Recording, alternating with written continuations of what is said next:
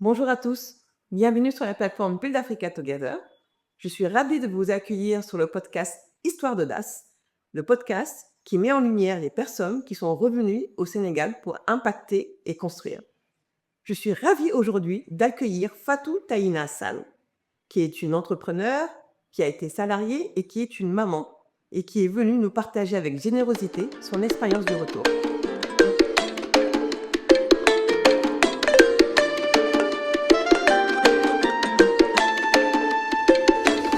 Bonjour Fatou. Salut Mathie. Comment tu vas? Ça va et toi? Ça va très bien. Merci Super. beaucoup d'être là. Mais merci à toi. Podcast. Merci à toi de m'avoir invité. Je t'en prie, c'est avec grand plaisir. Alors, la première question que je pose à tous mes invités, c'est qui est la Fatou d'avant et qui est la Fatou après son retour au Sénégal? Dis-nous un peu. Alors, je pourrais dire que la Fatou d'avant, la différence entre la Fatou d'avant et la Fatou d'aujourd'hui, l'audace. Ouais. C'est l'audace. Ouais. Je suis beaucoup plus audacieuse. Je suis aussi beaucoup plus libre et en paix. Ça aussi, c'était super important parce que la Fatou d'avant était dans plein de restrictions, ne pouvait pas être elle-même à 100%. Il y avait aussi parfois le regard des autres qui pesait, surtout en France avec le climat social, le climat où on pointe du doigt très fortement une partie de la population. Donc c'était un peu pesant. Et du coup, la Fatou d'ici, elle a plus ses restrictions, elle a plus ce regard des gens, elle est très bien. J'ai envie de mettre un foulard, j'ai un foulard. Je veux l'enlever, je l'enlève. Enfin, j'ai pas ce souci-là. Et puis de l'audace, parce qu'on a l'audace d'oser. Il y a tellement d'opportunités, donc on ose et on se fait plaisir. Ah, c'est vachement intéressant ce que tu viens de dire. Ça veut dire qu'aujourd'hui, tu es une Fatou libre et révélée à elle-même, non? Moi, c'est comme ça que j'entends ce que tu me dis. C'est exactement ça. Ouais, c'est super. exactement ça. En fait, le fait de venir m'installer au Sénégal m'a permis déjà de renouer aussi avec mes racines, de me connaître plus, de connaître encore plus aussi ma famille, de connaître encore plus mes origines et forcément d'être plus libre aussi et de me connaître. Il y a pas mal de choses qu'on connaît pas, on vit, mais il y a des choses qui sont enfouies en nous et qu'on connaît pas forcément. Et ici, c'est la révélation. Même quand on parle, ton visage s'illumine. Ouais. Alors, ça m'interpelle parce que tu es née en France? Je suis née en France. D'accord. Tu as vécu là-bas toute ta vie? Toute ma vie. Et t'es arrivée quand ici? Je suis arrivée au Sénégal en 2019. En 2019? Ouais. Et t'es arrivée pourquoi? Par choix, par conviction, parce que t'en avais marre, ou parce qu'il y avait quelque chose qui t'appelait ici? Alors, je dirais que je suis arrivée, oui, il y avait un appel. Il y avait un appel, pas que le Sénégal, l'Afrique en général. D'accord. J'avais cet appel, mais je pouvais pas franchir comme ça le pas. Il fallait prendre le temps de bien mûrir un projet, de construire les choses. Et puis, en 2019, j'ai eu une opportunité professionnelle qui a fait que j'ai pris mes valises et je suis venue pour cette première étape. Mais je suis revenue en famille cette fois en 2020.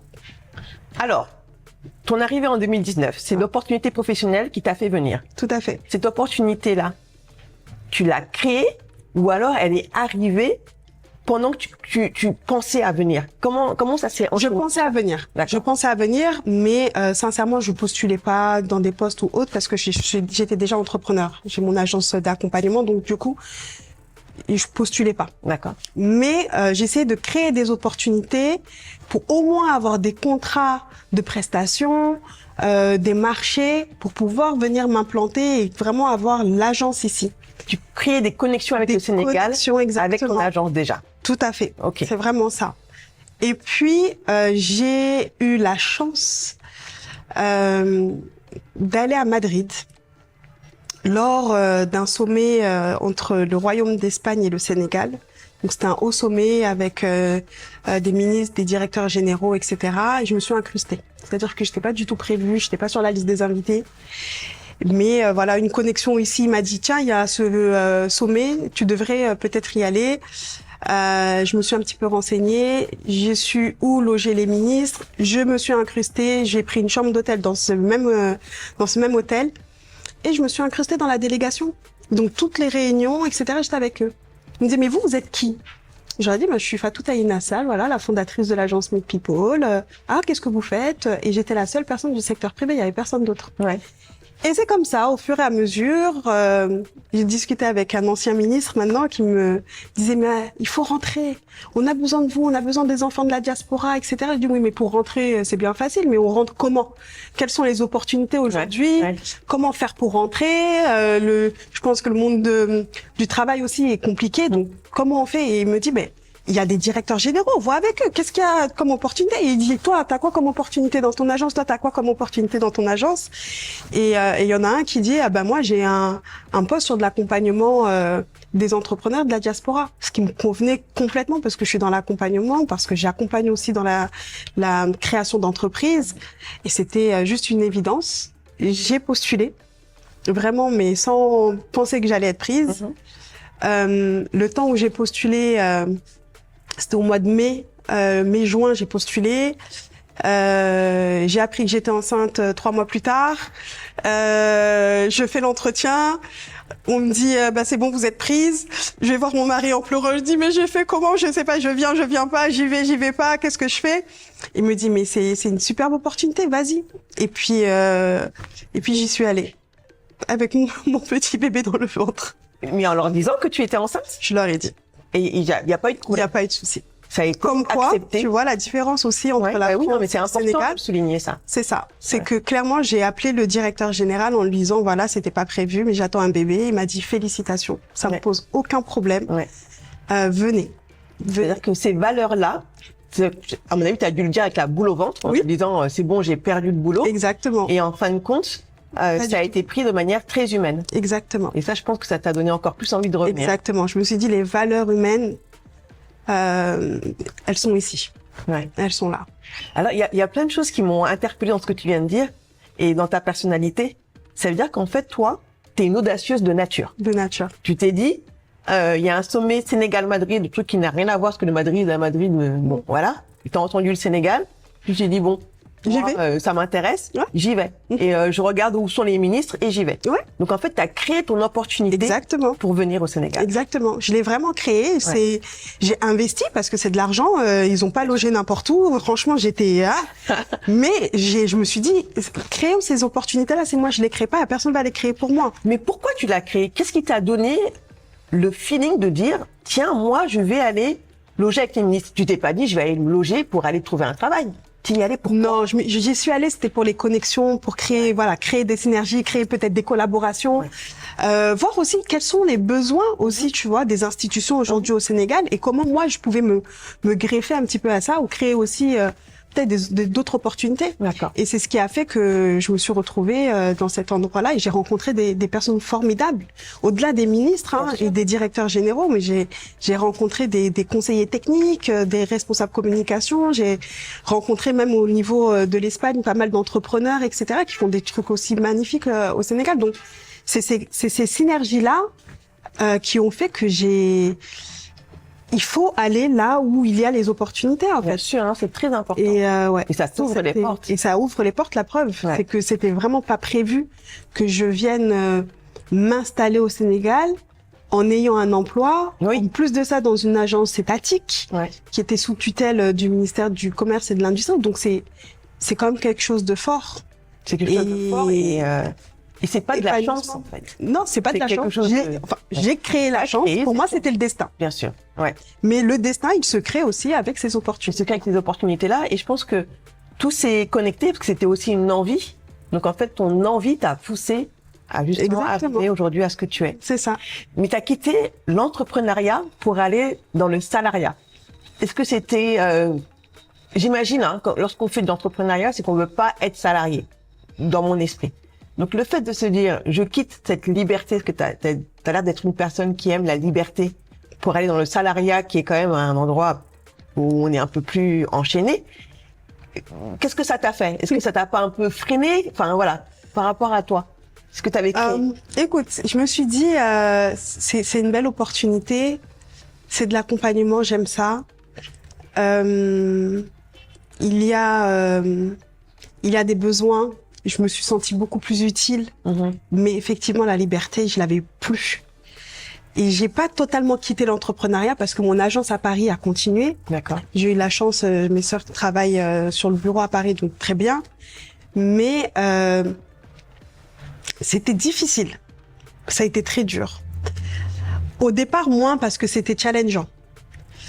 Ce qui m'a le plus, je pense, frustrée, c'est le fait de ne pas avoir cette liberté de pouvoir faire des choses comme moi je le pensais. Donc la première chose, parce qu'on est dans une agence étatique, donc forcément déjà il y a des choses que l'on ne fait pas. Bien sûr, c'est assez protocolaire. C'est protocolaire, moi je le suis pas du tout. Je rentre dans les bureaux comme ça, salam alaikum, je raconte ma vie et voilà. Mais là non, c'est pas comme ça. Il y a un protocole. Tout le monde ne parle pas ou ne va pas toquer comme ça chez tout le monde. Et puis il y a aussi, je pense, des restrictions vis-à-vis de certains programmes que l'on peut mettre en place, où il y a des indicateurs à respecter, le bailleur, etc. Et donc on peut pas tout faire. Et puis on va pas se mentir aussi, il y a aussi le côté politique qui fait qu'on peut pas tout faire et on peut pas tout dire.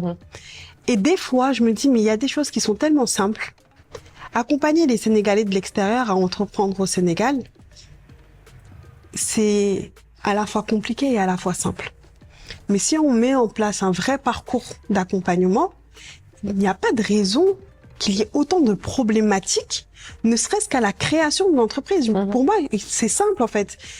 Il faut un guichet unique, il faut avoir une porte d'entrée, il faut leur expliquer comment ça se passe, c'est quoi les différents statuts, enfin, les accompagner dans ce cheminement-là. Sauf que politiquement, il y a encore des choses qu'on ne peut pas faire. Et ça, je trouvais ça super dommage. Donc, au départ, c'était challengeant et puis au fur et à mesure, ça commence à être compliqué. D'accord. Et j'ai tenu 5 ans. Quand même. J'ai tenu 5 ans. Quand même. C'est qu'il y avait quand même des côtés qui étaient satisfaisants. Il y avait des côtés satisfaisants. Après, il y a aussi, je vais pas mentir, hein, il y avait aussi le confort. Entre-temps, j'ai eu 2 enfants, j'ai eu 2 garçons. Donc, il fallait aussi subvenir à leurs besoins. Mon mari s'est lancé dans l'entrepreneuriat, donc il a créé sa boîte d'architecture. Il fallait aussi qu'il puisse, bien sûr, qu'il puisse se développer, se lancer, etc. Donc, il y avait cette stabilité financière.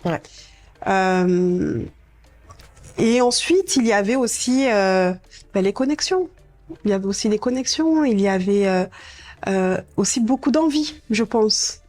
C'est pas tant la structure qui m'a fait rester, mais surtout mes collègues, mes anciens collègues, parce que ils avaient aussi cette envie-là. Il y avait de faire bouger les lignes, de faire bouger les choses, de faire bouger les lignes et vraiment d'accompagner les PME sénégalaises à bouger. Et clairement, je pense que c'est plutôt eux qui m'ont fait rester, plutôt que l'institution en tant que telle. D'accord. C'était, il y a une cohésion dans l'équipe, il y avait une vraie volonté et ça, c'était vraiment plaisant. Mais intérieurement, c'était très difficile pour moi d'allier les deux parce que je continue avec mon agence que j'ai créée en plus aussi au Sénégal. Je continue en parallèle. Je suis passée de 1 salarié à 2, à 3, à 5, tout en étant à la DPME. Donc, comment arriver à jongler aussi sur les deux? Et il y a un moment, il fallait faire un choix. Donc, octobre 2024, j'ai pris le choix de quitter la DEPM. Donc, c'est assez récent. Ça fait pas encore un an. C'est très récent. D'accord. Avant d'arriver à ça, j'aimerais bien revenir faire un petit comeback en arrière avec cette histoire de famille. Donc, tu me dis que t'étais mariée, mariée, pardon. Donc, t'avais pas encore d'enfant. Non. Donc, tu venais juste d'accoucher. Enfin, non, même pas d'être enceinte. T'as pas eu peur de te dire, tiens, je quitte la France avec un confort, entre guillemets, pour aller au Sénégal, pour suivre ma grossesse là-bas. Tu suivais quand même ta grossesse toute seule. Ta première grossesse. Ma première grossesse, en plus. Après, il faut être honnête, en termes d'infrastructure sanitaire, c'est pas forcément, enfin, bon, quand tu es de là-bas, tu te dis c'est pas forcément le meilleur des échos. On te dit, c'est plus safe en France. Ouais. Comment est-ce que ta famille l'a pris? Est-ce que quand tu as dit que tu partais, comment est-ce qu'ils ont réagi? Est-ce qu'ils étaient plutôt réticents? Est-ce qu'ils t'ont plutôt encouragé? Non, tout le monde m'a encouragé. Ouais. Vraiment, tout le monde m'a encouragé, que ce soit mon mari, que ce soit mes parents, mes sœurs, tout le monde m'a encouragé. La chance que j'ai eue, c'est que moi, je suis venue au Sénégal en septembre. Donc ton mari t'a pas suivi? Il m'a pas suivi. Tu es venue dans un toute seule? premier temps, je suis venue toute seule en D'accord. septembre 2019. J'avais des déplacements parce que j'accompagnais les Sénégalais d'extérieur, donc je sais que j'allais aller en France au moins 2 fois entre septembre et décembre. D'accord. Et mon congé maternité démarrait début janvier. Ok. Donc j'ai fait 2 allers-retours. Mon mari en a fait 1. Donc voilà, on a quand même réussi à garder cet équilibre-là, on va dire. J'étais chez une tata aussi qui a très bien pris soin de moi. Donc vraiment ça a été. Et puis après mon congé maternité, je suis partie en France pour accoucher tranquillement. D'accord. Et ensuite revenir avec bébé et le mari. Ah, le mari est revenu. Et le mari est venu s'installer en Il est venu 2020. comment, lui? Il avait un travail? Il avait quoi? Alors lui, on va dire la chance entre guillemets, hein, Ouais. qu'on a eu, c'est Covid-19. Ouais. Parce que le Covid est arrivé 2 semaines avant mon accouchement. Ça a été de la chance Donc, de beaucoup de repas. Ouais. Vraiment, Des- parce que de du beaucoup de coup, moi, j'ai vécu mon accouchement et les premiers mois avec bébé en France, confiné. Donc, moi, j'ai eu beaucoup de plaisir, si tu veux, à vivre ce début de Covid, de ouais, confinement. d'être maman. Ouais. Et puis, entre-temps, il a fait les démarches, lui, avec son employeur. Et comme il y a eu Covid et qu'à un moment, il était en full télétravail, ils lui ont dit, bah, écoute, continue en full télétravail et puis on verra. Ouais. Donc, il est venu s'installer au Sénégal, mais en étant full en télétravail D'accord. dans son boulot en Ok. France. C'est après, quelques mois après, qu'il a arrêté et qu'il a lancé son activité au Sénégal.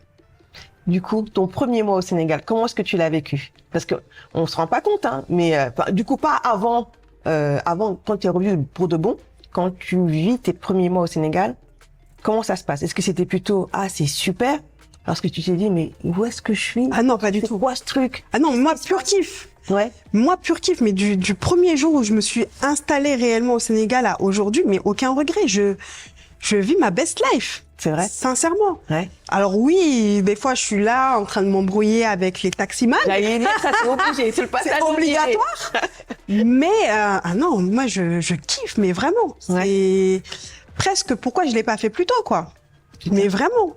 Et pourquoi tu l'as pas fait plus tôt? C'était un frein, c'était une peur? Je pense qu'on connaît le Sénégal de nos parents, c'est-à-dire qu'ils nous parlent du Sénégal. On venait en vacances de temps en temps et puis c'est tout. On connaît pas forcément le pays du côté business ou du côté professionnel. Et j'ai travaillé dans une agence de presse qui était spécialisée sur l'Afrique en 2014-2015, qui a fait que j'ai commencé à découvrir le Sénégal professionnellement, mais aussi d'autres pays africains. D'accord. Et c'est à ce moment-là que j'ai réalisé qu'on avait aussi, certes, des opportunités, mais aussi le challenge d'apporter quelque chose en plus. Et du moment où j'ai mis mon premier pied au Sénégal, je savais que ma mission, elle était là, en fait. Ouais. Tu vois? Ouais. Comme quand j'ai créé Meet People, par exemple, ma mission, elle était d'accompagner les leaders et les entrepreneurs de la banlieue. Parce que c'est ce que je connais. Parce que tu viens de banlieue. Parce que je viens de la banlieue parisienne, je viens de Cergy. Voilà, les difficultés étaient celles qu'on connaissait. Le fait aussi d'être invisibilisé, le fait d'être montré du doigt que lorsqu'il y a des choses négatives. J'avais pas envie de ça, en fait. J'avais envie de raconter une autre histoire de la banlieue, une autre histoire, je les appelle des miens, et c'est pour ça que Meet People, c'est le MYTHE, c'est ça. C'est que quand je parle d'une Sharon qui est entrepreneur, maman, qui a 10 salariés, eh ben c'est pas un mythe pour nous, en fait. Elle est réelle. Et pour certains, ils disent non, ça n'existe pas. En banlieue, il y a pas ça. Bien sûr. Mais non, on est bien là et on existe, donc il faut nous donner la parole et il faut nous montrer. Et Meet, c'était vraiment ça, c'était vraiment d'accompagner mes leaders. Et quand je suis venue au Sénégal, ou même dans d'autres pays en Afrique, je me suis rendu compte qu'on avait les mêmes problématiques finalement. C'est qu'à quel moment aujourd'hui on a un chef d'entreprise, Ousmane, qui fait 1 milliard de chiffre d'affaires et qui est un vrai leader. Ben il faut les montrer. Il faut les montrer, et puis notre jeunesse a besoin de ça. C'est que sinon on ne le fait pas, Bien sûr. et que ils ne savent pas que ça existe, ils vont pas le faire. C'est très important. C'est très important d'avoir des figures emblématiques qui soient des moteurs pour la jeunesse. Parce Bien qu'on sûr. se rend pas compte. Parce que Fatou Taïna vient de Cergy-Pontoise et t'as réussi, t'as été entrepreneur en France. Ça n'a pas été simple. Ouais. Tu l'as mis en place. T'accompagnes des personnes comme toi à se révéler. Ouais. Et t'es venu au Sénégal et t'accompagnes des entrepreneurs sénégalais à se révéler également. Donc du coup, c'est qu'il y en a. Faut juste les révéler et les amener à cette révélation. Exactement, Encore une fois, ouais. c'est exactement ça. Ouais. Et on a besoin de ça. Nous, on n'avait pas vraiment de leader qui nous ressemblait. C'est vrai. Donc aujourd'hui, il faut qu'on soit partout. Il faut qu'on nous montre. En fait, c'est marrant parce que quand tu me parles de ça, un peu ton histoire là, le début, je vois ça comme une mission de vie. Oui. C'est-à-dire que ta mission de vie, c'est vraiment d'accompagner. Et en fait, les étoiles se sont alignées pour que tu continues à accompagner, que ce soit en France, au Sénégal quand tu étais salarié, et du coup, maintenant encore, parce que tu es redevenu entrepreneur, à accompagner. Donc toi, ça c'est vraiment ton moteur et ta mission de vie. Exactement. Et le Sénégal, ça t'a juste permis de mieux le faire. Ça m'a permis d'être là où je devais être. D'accord. Et d'accompagner les miens, encore une fois. Et quand je le dis, c'est pas, je mets pas les autres de côté. Mais c'est vrai que lorsque j'accompagne une femme sénégalaise ou de la diaspora, je prends tellement de plaisir à le faire. Pour moi, c'est normal, c'est logique. Tu vois, j'aurais beaucoup plus de mal à accompagner Sylvain, 45 ans, qui vient d'Orléans, par exemple. C'est pas du tout. Je pourrais même pas. Il n'y a pas de sens. Il y a pas de sens. Ouais, pour toi. Mais pour moi, il y a pas de sens. Ouais. Et pour moi, c'est ça, c'est accompagner les miens à se révéler et à rayonner partout. Et ça vient d'où? C'est des valeurs que tu as? Ça vient de l'éducation? Ça vient quelque chose que tu as vécu? Ça vient d'où? C'est une très très bonne question. Ou c'est intrinsèque en toi? Je sais même pas. Pour moi, c'est ouais. Je pense que j'ai toujours été très engagée dans le monde associatif. J'ai toujours voulu accompagner les autres. J'ai toujours voulu faire en sorte que mes petites sœurs, mes petits cousins, mes petites cousines puissent avoir une meilleure vie, en tout cas. Parce que moi, j'ai souffert, hein, franchement, à l'école. En France? Ouais, à l'école, durant mes études, j'ai pas toujours été la petite chouchou des profs, quoi. Pourquoi? Parce que t'étais noire, ou parce que t'étais pas bonne à l'école, ou parce que j'étais pas mauvaise à l'école. Hein. J'étais pas mauvaise à l'école. J'étais plutôt bonne. Je faisais pas partie des meilleures, mais j'étais très. Je me donnais pas à fond. J'avais des capacités. Je faisais, voilà, j'avais vraiment des facilités, mais j'ai pas été facilitée. Ça c'est clair. Et je me rappelle que quand j'ai fait mon BTS communication, pourtant à Cergy, pour te dire, j'étais la seule noire de ma classe. Et on me l'a bien fait sentir. Ah oui? À plusieurs reprises, tu n'as rien à faire dans la classe. Les banlieusards comme toi, on n'en veut pas. On te l'a clairement dit. Ah oui, oui, oui. On me l'a clairement dit. Et je me rappelle que la première année, on voulait pas m'accepter en deuxième année. D'accord. J'étais pas la seule. Il y a eu aussi un ami à moi, pakistanais, où on lui a fait la même chose, alors que il y avait des personnes qui avaient des notes largement en dessous des nôtres. Mais je me suis battue. Lui, il a laissé tomber, il est allé ailleurs, mais moi, je me suis battue. J'ai écrit au recteur, j'ai fait plusieurs courriers, je me suis déplacée, etc. Et c'est un jour avant la rentrée que le recteur m'appelle en me disant racontez-moi, qu'est-ce qui se passe? Et je lui raconte. Et même jusqu'à maintenant, j'ai les larmes aux yeux pour te dire, mais vraiment. Et je lui racontais, mais la douleur, tu vois, la douleur d'être En plus, j'étais vraiment dans ma voie de prédilection. Pour moi, la communication, c'était c'était c'est ma passion, quoi. Ouais. Et je lui racontais tout ce que je pouvais vivre au quotidien et qui était difficile et douloureux. Et qui était injuste, surtout. Et qui était injuste. Ouais. Mais vraiment injuste. Et il me dit, Madame Sall, je vous crois. Je vais vous donner votre chance. À partir de demain, vous retournez à l'école. Et je compte sur vous pour leur prouver qu'ils ont tort. Et je dis, comptez sur moi. Et voilà. Et j'ai eu mon BTS. Et voilà. Et t'as été entrepreneur. Et j'ai été entrepreneur. Et j'accompagne aujourd'hui. Et lorsque j'accompagne, c'est aussi pour leur dire, bah oui, nous on a galéré. Tu vois, j'y suis retournée dans ce BTS parce que je devais faire une intervention 2-3 ans après. Ça, j'adore. Tu vois, j'ai tellement kiffé. Mais bien sûr. Et puis quand j'y suis allée, belle revanche, ouais.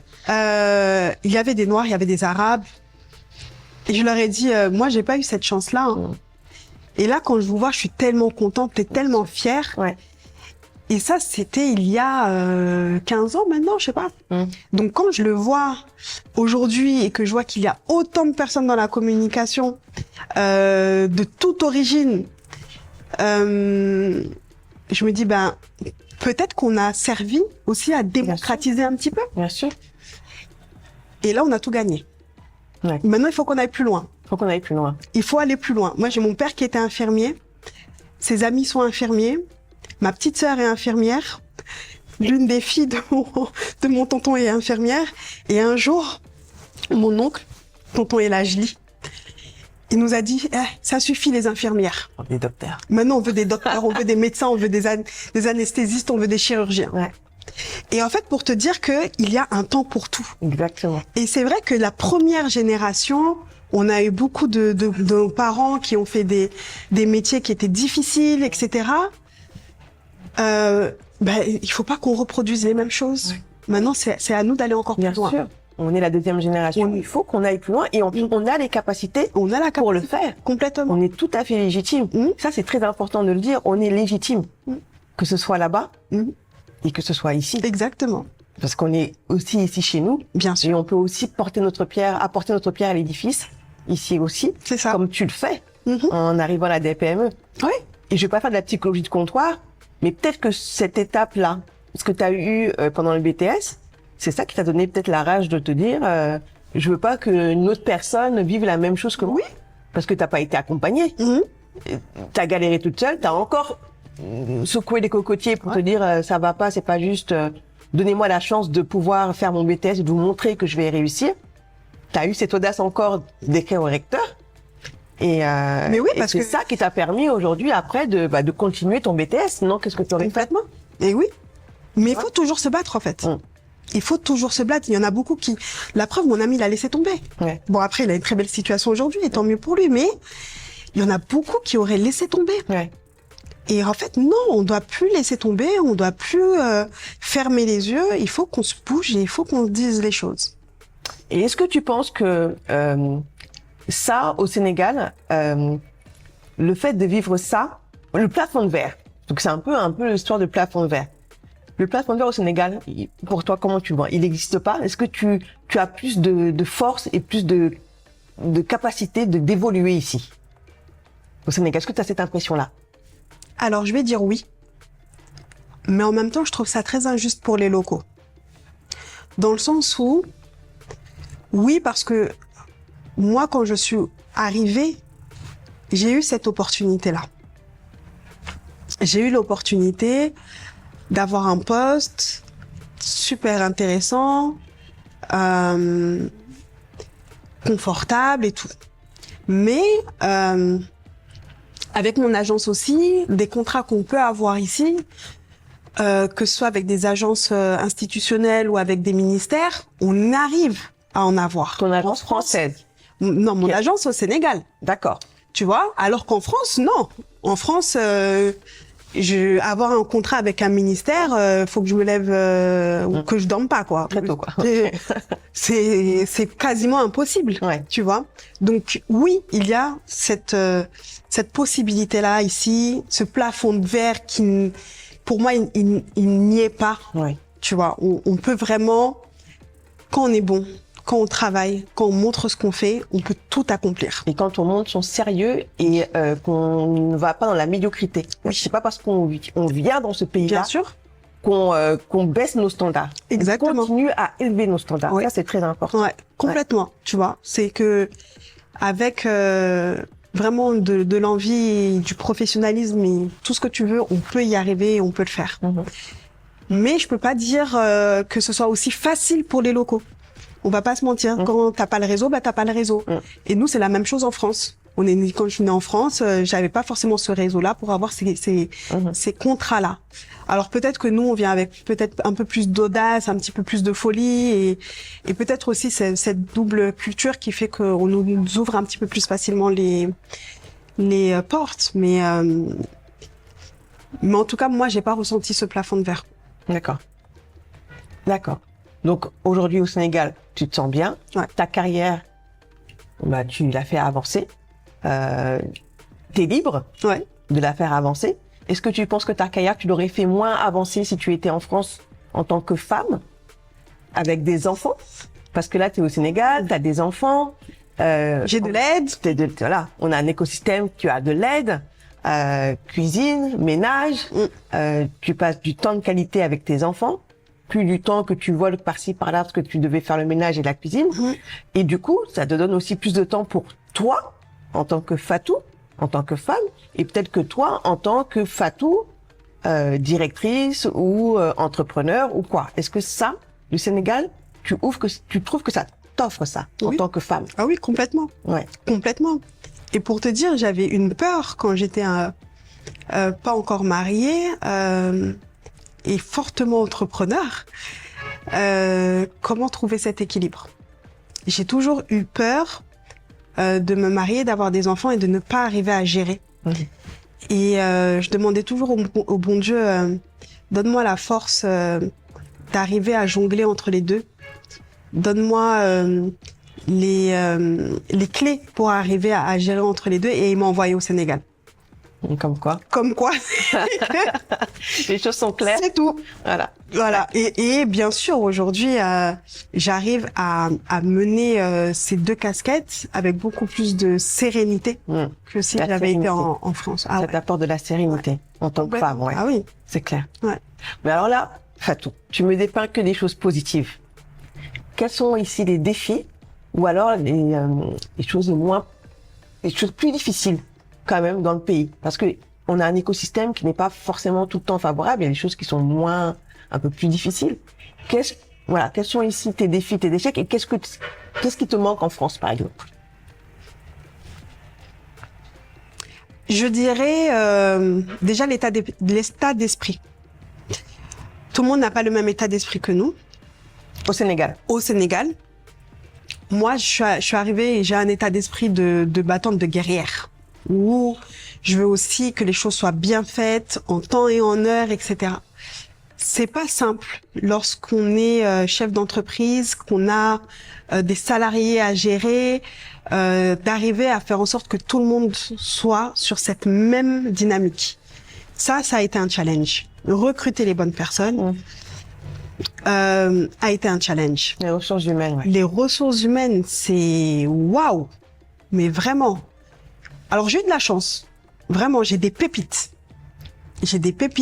Mais j'en ai eu que j'ai recruté qui ont même pas fait 24 heures. Ok.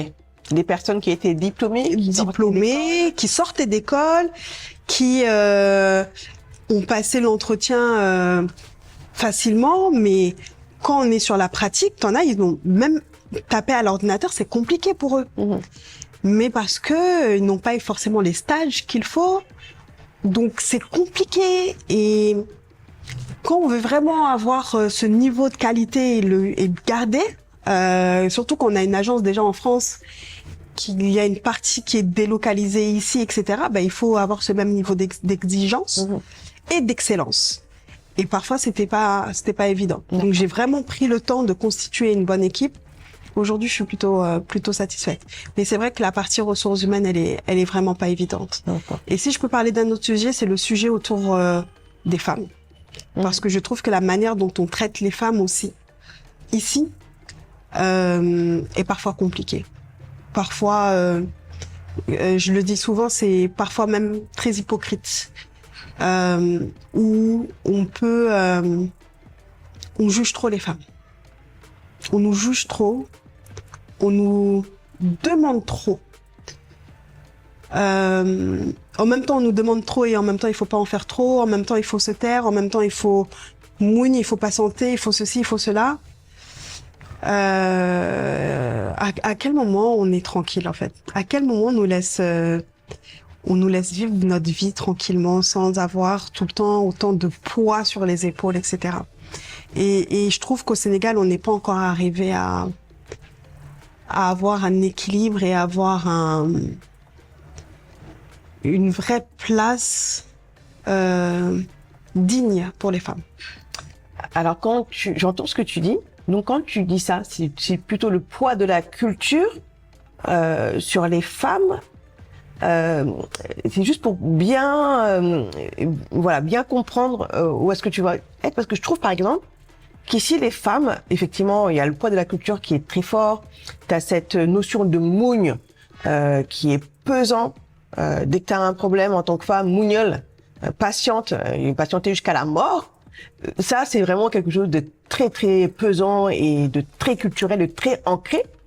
Et autant je trouve que les femmes ici, elles ont des postes, par exemple, des hauts postes qu'elles peuvent avoir. Moi, je peux voir une femme qui a 4 enfants et qui va être ministre.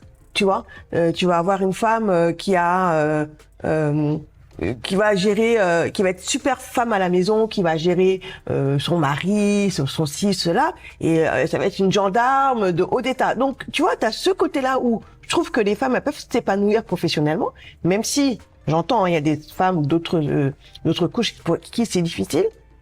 Et effectivement, il y a le poids de la culture qui, des fois, malheureusement, éteint cette lumière-là de révélation en termes de carrière, etc. Est-ce que c'est de ça dont tu veux parler? Mais c'est exactement ça. Ouais. Du coup, tu vois, je trouve ça assez contradictoire aussi. Et c'est pour ça que je parle un peu d'hypocrisie, c'est que oui, mais pas trop. Ouais. Tu vois, donc oui, il y en a qui arrivent et qu'on nous montre, et tant mieux. Mais il y a encore énormément de travail. Mais après, il y a des femmes, alors c'est peut-être qui le poids de la culture est tellement fort que c'est ancré en fait dans l'éducation. Des fois, j'ai l'impression. Oui, c'est l'éducation. Ouais. C'est l'éducation, mais il faut la défaire, cette éducation-là. Ça, c'est un autre sujet. C'est un autre sujet. Bis. Ou terre. Podcast terre. Ah ouais. Ouais. Mais oui. C'est un vrai sujet. C'est un vrai sujet. Non, c'est vrai. Mais en tout cas, clairement, tu es épanouie au Sénégal. Oui. Tes enfants, ils ont quel âge? Oui, alors mon grand a 5 ans, le deuxième 2 ans. D'accord. Et bah, eux, de toute façon, ils sont sénégalais à 100%. Ils n'ont même pas connu l'écosystème français. 100%. J'ai mon fils qui chante, j'allais dire la Marseillaise sénégalaise, mais il chante l'hymne national très bien. Donc c'est que non, il est sénégalais. Et tu les as mis où à l'école? Tu les as mis dans le système français, dans le système sénégalais? Sénégalais. Sénégalais dans une école qui est juste à côté de la maison. D'accord. Qui c'était un choix. C'est un choix. Ils sont encore petits. Ouais. Ça leur permet d'être autonomes aussi. C'est une école type Montessori, française, anglaise, arabe. Donc avec les cours aussi du Coran, ils s'amusent. Ouais. Pour le moment, ils s'amusent. Voilà. Est-ce qu'ils parlent Wolof ou Pulaar ou en plus du français? Peu. Ouais. Très peu. Ça, c'est marrant. On me pose souvent la question en disant, tes enfants parlent Wolof? Je dis, mais mes enfants comprennent très bien Wolof. Avec la nounou, ils parlent Wolof. Mais avec moi, français. Ils parlent français. C'est pareil pour toi? C'est pareil pour moi. Ouais. Français. Et pourtant, mon mari parle très bien Wolof, mais français. Ouais. Mais c'est des petits mots, voilà, mais français. Mais je veux qu'ils parlent Wolof. Ça, c'est important. Ah, c'est super important. C'est super important. Ouais. Ils vont le parler parce qu'ils sont là et que je pense que lorsque tu grandis petit à petit, t'as des environnements où le Wolof, mais oui, forcément, tu le parles. Bah oui, bien sûr. Donc ça, je les envoie chez mes parents à Rufisque et ils reviennent, ils parlent Wolof. Hein. Ouais. C'est juste que voilà, à la maison, c'est français. Ouais. Donc, et du coup, tu m'as parlé dès le début en disant, bah quand je suis là, je peux par exemple mettre le foulard. Donc je sais pas si tu es voilée. Non. En tout cas, c'est quelque chose que tu peux mettre sans problème. Tu peux vivre ta religion mieux ici au Sénégal. Tu la vis mieux. Tu la. Oui. Ouais. Tu la vis beaucoup mieux en France, même si j'étais entrepreneur et que justement moi dans mes bureaux, les personnes qui travaillaient avec moi pouvaient prier quand elles voulaient. Oui. Mais par contre, en France, tu vas dans n'importe quelle société, tu te caches C'est compliqué. pour prier ou tu peux pas prier du tout. C'est compliqué. Tu rentres à la maison, tu dois rattraper toutes tes prières, c'est pas toujours évident, etc. C'est plus de la gymnastique même que de la. Oui. Mais oui, parce que t'es fatigué et tout, Ouais. t'es pas dans de bonnes conditions. Le vendredi, tu vas aller à la mosquée aussi. Moi, je sors de chez moi, je marche, je suis avec mon djellab ou je sais pas quoi, je vais aller à la mosquée. Parfois, t'as des regards insistants. Aujourd'hui, c'est encore pire, hein, parce que quand je suis partie à 6 ans, encore voilà, mais maintenant, c'est des insultes. Moi, j'ai des copines qui me disent, ah non, mais c'est compliqué, quoi. Qui, sinon, elles vont y aller en voiture pour juste éviter de se faire alpaguer ou quoi. Donc, c'est complètement différent. Ici, tu es libre, tu pries quand tu veux. Et puis, il y a tellement de tolérance aussi, Ouais. tu vois. Donc, ça a rien à voir. Ouais. Vraiment, ça a rien à voir. Je suis tellement fière, mais vraiment, hein, quand je vois que juste mes salariés se lèvent pour aller prier. Je me dis juste ça, j'ai gagné. Ouais. Vraiment. Non, non, c'est très très bien. Non, ça se voit que tu es dans ton élément. Ouais. Et est-ce que tu inciterais des personnes à revenir? Ou alors, est-ce que tu penses que le retour au Sénégal est fait pour tout le monde? Parce que toi, clairement, t'es épanoui. Tu nous dis clairement, c'est la meilleure décision de ma vie. Est-ce que tu penses que ça, c'est la même chose pour tout le monde? Est-ce que tu penses que tout le monde est fait pour revenir au Sénégal? Que tout manière le monde objective. revienne, que tout le monde rentre. Ouais. Sincèrement, c'est vrai que c'est pas évident. C'est vrai qu'il n'y a pas des opportunités à rallonge, mais rentrons chez nous. Mhm. Nous devons rentrer chez nous. Ça veut pas dire que l'on doit complètement laisser tomber la France. Comme je dis, je reste franco-sénégalaise. Ça fait partie de moi, mais rentrons là où on a besoin de nous, là où on nous respecte, là où on nous voit comme vraiment des enfants de Mama Africa. Je parle même pas que du Sénégal, je parle vraiment de l'Afrique en général. Créer des opportunités, préparez-vous, parce qu'il faut se préparer. Se préparer mentalement Il ou faut se préparer financièrement? Il faut se préparer surtout. Il faut se Ouais. préparer financièrement parce qu'on arrive quelque part, il faut avoir des réserves. Et c'est cher. Et c'est cher. Et c'est cher. Ouais, faut le dire. Moi, si j'ai un regret, c'est de pas avoir investi dans l'immobilier avant de venir m'installer au Sénégal. Mhm. C'est pas faute d'avoir eu des opportunités où on m'a proposé des choses. Je dis, oh, c'est pas grave, plus tard. Mais c'est maintenant. C'est maintenant, investissez, achetez des appartements, même si c'est un studio, mais au moins quand vous venez, vous avez un pied à terre. Mhm. Préparer le retour. Donc, préparez le retour. Préparez vos projets. Ouvrez un compte bancaire. Ça, je le disais, surtout quand j'accompagnais les Sénégalais de l'extérieur qui venaient au Sénégal, qui avaient un projet, qui disaient, ouais, mais on me finance pas, mais on ne vous connaît pas. Ouais. C'est comme demain, je vais dans n'importe quel pays, je leur dis, j'ai besoin de 50 000 euros. Ils vont pas me les donner, on me connaît pas. Donc, c'est pourquoi je vais arriver au Sénégal et je vais demander 50 millions de francs CFA et on va me les donner alors qu'on ne me connaît pas. Non. Ouvrez un compte bancaire. Chaque mois, mettez un petit peu de sous, même si c'est 50 000, même si c'est 100 000. Mais préparez votre retour. Mhm. C'est trop important. Et revenez. Et revenez. Ouais. Revenez. On en a besoin et on est beaucoup mieux ici. Pourquoi continuer à souffrir de l'autre côté, en fait? Franchement. Et toi, tu retournes un peu de temps en temps en France ou Oui, parce que j'ai toujours mes activités. Donc, j'y retourne quand même assez régulièrement. avec les enfants? Sans les enfants. D'accord. Sans les enfants, c'est vraiment quand c'est les vacances. Et encore, c'est 1 ou 2 semaines max. Ah, et donc vraiment, tu les voilà, c'est 1 ou 2 semaines max de temps en temps. De temps en temps. Et ils y vont c'est même pas chaque année. Si, 2024, on y est allé. D'accord. 2024, on y est allé, mais... 1 ou 2 semaines, ça suffit. Ouais, 1 ou 2 semaines. Et les c'est enfants, quand ils partent, ils sont pas en train de dire, maman, je veux rester en France? Non, Ah, ils veulent revenir. non, ouais, ils veulent Ils sont revenir. bien ici. Et même les cousins, cousines, ils viennent par contre. Ouais. Ils viennent plus souvent. Ouais. Et ils viennent en vacances. Ça, c'est bien, au moins, ça continue de garder un lien Un quand lien. même. Ça, c'est important pour moi. Mais non, il y a d'autres pays à voir. Il n'y a pas que la France. Il n'y a pas que la France, effectivement. Ouais. Il n'y a pas que la France. Qu'ils puissent voir ailleurs. Ouais. Donc toi, tu es entrepreneur, donc Ouais. tu as repris tes activités entrepreneuriales donc très récemment. Ouais. Ton mari est entrepreneur aussi. Ouais. Comment ça se passe? Parce que 2 entrepreneurs à la maison, il faut être... Ouais. faut tenir, quoi. Faut tenir et il faut des règles. Oui. Il faut des règles. On s'est posé, on s'est mis un petit peu des règles à nous-mêmes parce que sinon on arrive à la maison, on est encore sur les téléphones, on est encore sur l'ordinateur, Ouais. etc. Donc voilà, on essaye de rentrer à maximum 19h, 19h30. En tout cas, c'est ce qu'on s'est dit cette année. On n'a pas toujours respecté, mais voilà. Mais tu peux te et- permettre et- que tu as les nounous qui prennent le relais. Oui, qui prend le relais, mais le but c'est quand même d'être présent. Bien sûr, c'est pour, important. dîner avec eux, Bien les sûr. coucher, et après quand ils sont couchés, là, si on doit reprendre nos activités, on reprend Vous les nos reprenez. activités. Mais c'est voilà, avoir vraiment des moments quali avec les enfants. Ça c'est important. Donc le dimanche, on essaie de pas bosser, parce que des fois ça nous arrive de bosser. Ouais. Mais voilà, le dimanche, c'est vraiment 100% pour les enfants. Voilà, on essaie de rentrer, et puis on a nos bureaux communs, c'est-à-dire qu'on D'accord. travaille dans les mêmes bureaux. Ok. Donc ça nous permet aussi d'être ensemble la journée et de. Donc vous voyez la journée, vous voyez le soir. Ouais. C'est pas trop ça? Non, ça va. Non, bah c'est bien. Franchement, ça va.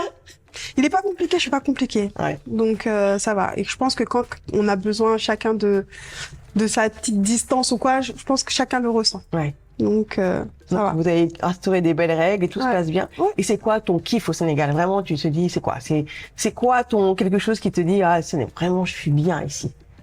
Le temps, les gens, la plage. T'as tout dit. Juste le soleil et la mer.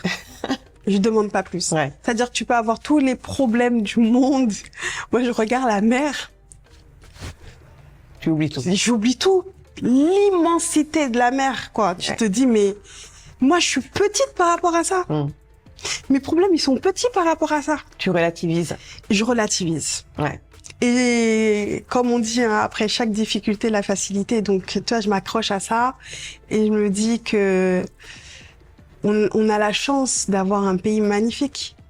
Mais vraiment, Donc, tu vois, malgré son écosystème, le pays t'apporte de la sérénité. Mm.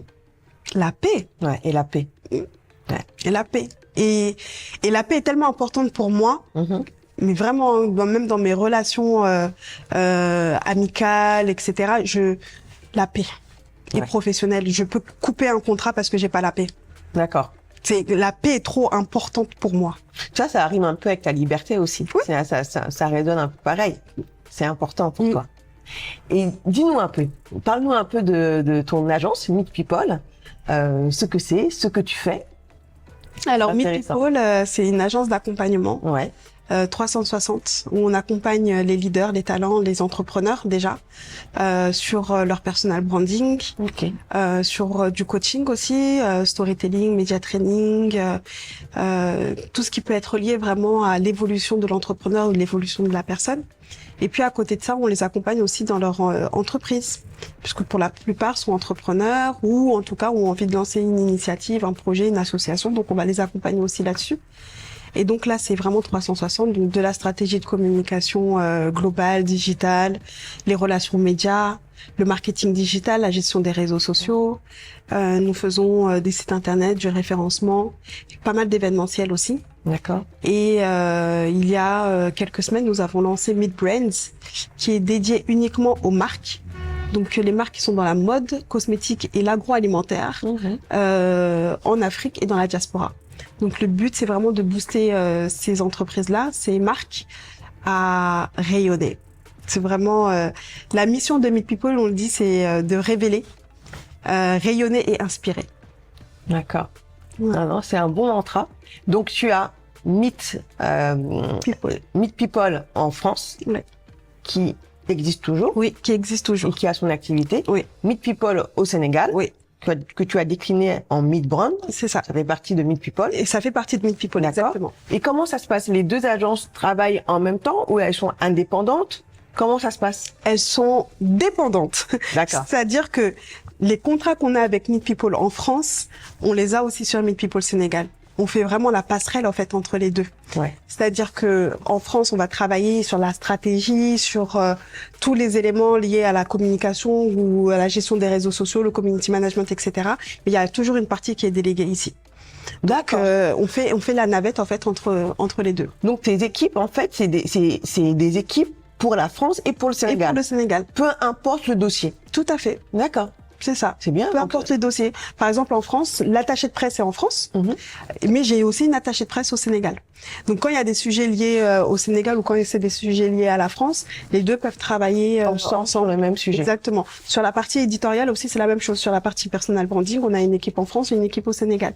Mais il y a la partie au Sénégal, les personnes qui sont au Sénégal peuvent travailler sur des personal branding qui sont en France. D'accord. Tout dépend en fait de l'appétence et de l'expertise de la personne. Après, on a par exemple sur tout ce qui va être brand content, donc tout ce qui est photo et vidéo, on a notre studio photo vidéo, c'est fait au Sénégal. D'accord. C'est-à-dire qu'on a les produits des marques que l'on accompagne, surtout dans les cosmétiques, on fait leurs photos et leurs vidéos ici au Sénégal.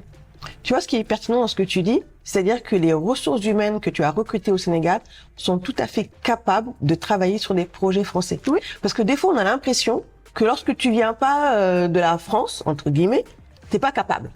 Tu vois. Mais en fait, toi, aujourd'hui, tu montres clairement que tes ressources humaines qui sont purement sénégalaises, qui sont locales, contenu local, sont tout à fait aptes à faire du travail de qualité, Oui, d'excellence, peu importe le marché. complètement. Ouais. Complètement, mais il faut juste leur donner la possibilité de travailler en fait. Bien sûr. Donc, Et non, tout- et c'est un vrai c'est choix. pas- Oui, c'est C'est un vrai choix aujourd'hui de délocaliser une partie au Sénégal. Mhm. Je pourrais le faire en France, hein. Mais non. Et tu fais travailler On contribue. aussi, Mais oui, tu fais travailler aussi les locaux, tu leur donnes une Exactement. expérience, tu leur donnes une expertise c'est et ça. la chance de pouvoir aussi voler leur proposer Et oui, aussi et- après. Et contribuer aussi au développement local et à l'économie du pays. Ouais. Ouais. Non, c'est vraiment bien. Mm. C'est vraiment bien. Et du coup, aujourd'hui, donc Meet People, Meet Brand. Donc comment ça se passe? Les défis de l'entrepreneuriat au Sénégal, c'est quoi? Par rapport aux défis de l'entrepreneuriat en France. Donc tu as fait les deux. Ouais. Donc c'est quoi le plus difficile? Et après aussi la différence entre l'entrepreneuriat et le salariat au Sénégal. Ok. Alors peut-être l'une des différences entre la France et le Sénégal sur le secteur, en tout cas de la communication, c'est qu'au Sénégal, on est encore loin de se dire que la communication sert réellement. Il y a encore ce travail de déconstruction, de se dire que la communication c'est pour l'élite ou la communication ça, oh c'est pas grave. La perception de la valeur ajoutée. Exactement, ou c'est Ouais. communication, c'est pas grave, plus tard. Ouais. Tu vois, il y en a encore beaucoup qui sont dans ça, Ouais. qui vraiment ne perçoivent pas que c'est super important. Bien sûr. C'est primordial pour le développement de leur activité.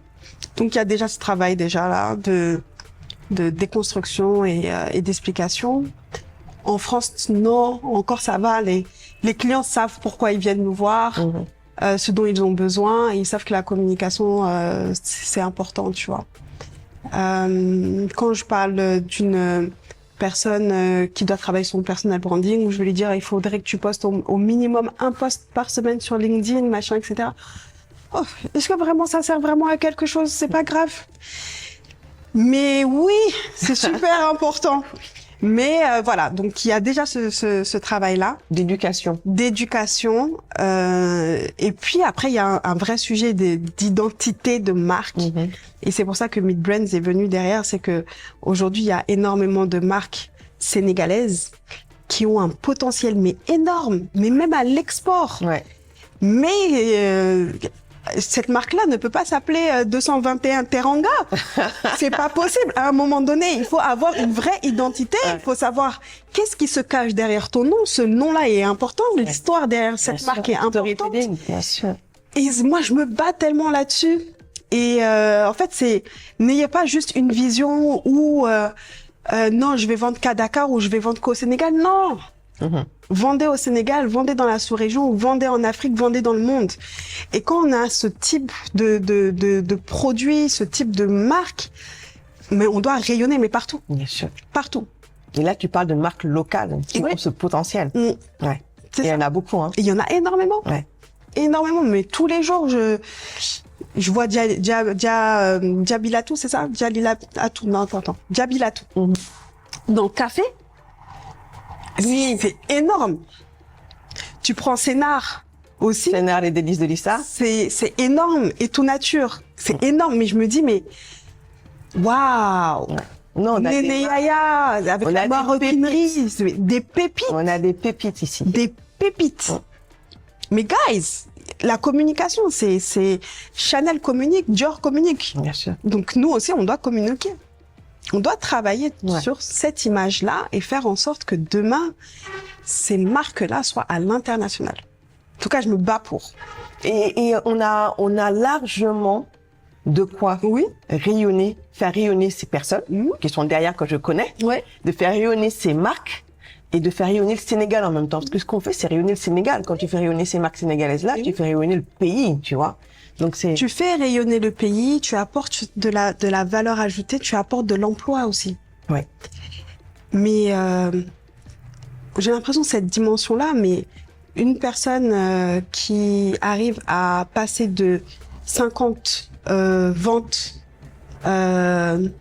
journalières à 500 ou à 5000, mais en termes de création d'emplois aussi, Bien sûr. il y a forcément une corrélation. Donc, il faut y aller. Il faut Et Milbrand est là pour éduquer et accompagner. et accompagner. Éduquer et accompagner. Ouais. Parce que tu as aussi cette fonction où tu dois éduquer Toujours. justement ces personnes-là à voir la valeur ajoutée de la communication et du Exactement. personal branding qui est aujourd'hui au centre de tout. Oui, Avec les réseaux sociaux, etc. T'es obligé, Bah oui. t'as pas le choix. mais aujourd'hui, on achète des émotions, on achète une histoire, t'achètes on pas un n'achète pas un produit, produit. Oui, Pur et dur. on aime les belles histoires Ouais. et on aime y contribuer et soutenir. Donc aujourd'hui, là, tu te retrouves, tu t'éclates dans ton Je m'éclate. entrepreneuriat. Mais vraiment, je m'éclate. Là, t'es retourné de manière définitive. Ouais, Donc là, t'es à fond dedans. à fond, Ah, ça, c'est top. à fond. Et comment tu vois Milbrand dans 5 ans? Est-ce que c'est, tu vois une progression à l'international ou sous-régionale? Comment tu te vois dans 5 ans? Dans 5 ans, je me vois dans d'autres pays. Parce que les challenges sont au Sénégal, mais ils sont les mêmes au Mali, au Burkina, au Bénin, au Gabon. Donc, ouais, j'aimerais bien qu'on puisse être dans d'autres pays, Ouais. qu'on puisse accompagner vraiment des marques à l'international. Et puis le fait aussi de créer des synergies entre les marques, parce que c'est pas juste accompagner une marque sénégalaise ou accompagner une marque béninoise ou quoi. C'est vraiment de créer des synergies aussi entre elles, arriver à créer des collaborations entre elles et surtout aussi avec la diaspora. Je dis à tout le monde de rentrer, mais en même temps, tout le monde n'est pas rentré. Mais beaucoup souhaitent investir ou souhaitent soutenir et booster aussi. Donc, il faut travailler aussi pour que la diaspora puisse apporter aussi sa pierre à l'édifice. D'accord. En tout cas, c'est un beau projet. Je te souhaite, moi, de rayonner dans la sous-région et même à l'international. Merci. N'hésitez pas à appeler Fatou Kayina Sall pour booster vos marques, je pense. Pour le mot de la fin, qu'est-ce que tu donnerais comme conseil aux personnes qui veulent revenir? Ah ben, on en a parlé tout à l'heure. Se préparer. Ouais. De se préparer. Mentalement. Physiquement. Crème solaire. Crème solaire. Mais ouais, non, préparez-vous. Préparez-vous, travaillez vos projets. Pour les personnes qui veulent vraiment rentrer, mais déposez vos CV, regardez un petit peu ce qui se fait, allez sur les sites internet où il y a pas mal d'offres d'emploi comme Socium par exemple. Enfin, allez-y. Cherchez. L'opportunité ne tombera pas du ciel. Ouais. Ouais, là, Il faut aller la chercher. Il faut aller la chercher et préparez-vous, quoi. Préparez-vous dans l'immobilier, préparez-vous financièrement. Construisez un projet si vous voulez faire de l'entrepreneuriat et venez. Et n'attendez pas que tout soit parfait pour venir. Exactement, ça c'est très important. Faut pas attendre que tout soit parfait. Parfois j'ai des cousines ou même des amis qui me disent oui non, je peux pas venir parce que là j'ai des enfants, il faut que j'ai ceci, j'ai cela, machin. Tu n'auras jamais la même situation qu'en France. C'est pas possible. Par contre, crée-toi les opportunités pour que tu puisses avoir au minimum une situation assez convenable qui puisse te permettre de pouvoir mettre tes enfants dans une école, de payer ton loyer, etc. Et ensuite, tu te bats. Tu te bats. Et ensuite, tu te bats. C'est comme dans tout. Mais il faut pas attendre qu'on nous serve tout sur un plateau. Exactement. Et pour le mot de la fin, est-ce que tu as un mot qui résumerait ton retour au Sénégal, ou un mantra ou une phrase qui résume un peu toi, ton parcours, ton retour réussi ici? Alors, je dirais persévérance. Ah, persévérance. Persévérance. Important. Ouais. Ouais. La persévérance. Ouais. Parce que je suis arrivée en étant salariée. C'était pas évident. J'ai persévéré. J'ai monté mon agence. C'était pas évident. J'ai persévéré. Dans toute chose, il faut avoir cette persévérance. Il faut pas lâcher. Il faut aller au bout des choses. Se battre. Tout le temps. Après, il faut choisir ses combats. Ouais. Faut pas se Mais battre quand pour on tout. sait, Et non, c'est faut pas se battre pour tout, Ouais. franchement, clairement. Ça sert à rien. Mais quand on sait pourquoi on se bat, il faut y aller. Super. En tout cas, c'est un beau mot de la fin. Et effectivement, la persévérance, c'est l'un des maîtres mots quand on est ici au Sénégal. Merci Fatou d'avoir partagé ton expérience du retour. Merci à toi, Baptiste. Super inspirante. Merci beaucoup. Bravo pour ce que tu fais. N'hésitez pas à vous approcher de Fatou Avec plaisir. pour votre accompagnement et tiens-nous au courant de tes activités Avec plaisir. et de ce que tu vas faire. Et à très bientôt. À bientôt. Merci beaucoup, Mathilde. Merci à toi. Merci. C'était votre podcast Histoire d'audace avec Fatou qui nous a partagé généreusement son expérience du retour, ses défis, ses succès. Elle nous a montré comment est-ce qu'il fallait être pour justement créer des opportunités et les faire vivre. Merci pour ça. Je serai heureuse de vous retrouver dans un nouveau podcast. Et d'ici là, partagez, commentez et n'hésitez pas à liker et à vous abonner sur ma chaîne YouTube. À très bientôt.